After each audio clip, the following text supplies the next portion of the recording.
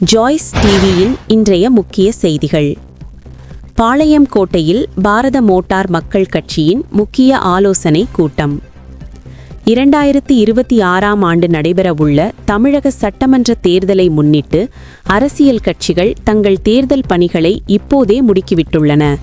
அதன் ஒரு பகுதியாக நெல்லை பாளையம் கோட்டையில் பாரத மோட்டார் மக்கள் கட்சியின் முக்கிய ஆலோசனை கூட்டம் இன்று நடைபெற்றது. பாளையம் கோட்டை அம்பை சாலையில் உள்ள சாரோன் ரோஜா பள்ளி வளாகத்தில் 6/1/2026 செவ்வாய்க்கிழமை மதியம் பாரத மோட்டார் மக்கள் கட்சியின் வேட்பாளர் அறிமுக ஆலோசனை கூட்டம் சிறப்பாக நடைபெற்றது. இந்த கூட்டத்திற்கு கட்சியின் பொதுச் செயலாளர் திரு ஜே. பால் கிருபாகரன் அவர்கள் தலைமை தாங்கினார். திருநெல்வேலியைச் சேர்ந்த திரு கள்ளத்தியான் அவர்கள் வரவேற்புரை ஆற்றினார். தமிழக வாடகை ஓட்டுநர்கள் முன்னேற்றச் சங்கத்தின் மாநில தலைவர் திரு சந்தோஷம் அவர்கள் கலந்து கொண்டு சிறப்புரையாற்றினார். மேலும் மேலப்பாளையத்தைச் சேர்ந்த திரு நவாஸ் அவர்கள் மற்றும் கட்சி நிர்வாகிகள் பலர் இதில் பங்கேற்றனர். நிறைவேற்றப்பட்ட முக்கிய தீர்மானங்கள். இந்த ஆலோசனை கூட்டத்தில் 2 மிக முக்கியமான தீர்மானங்கள் ஒருமனதாக நிறைவேற்றப்பட்டன.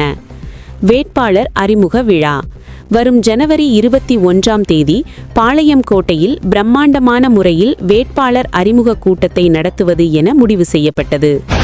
ஓட்டுநர்கள் மற்றும் வாகன உரிமையாளர்கள் கோரிக்கை.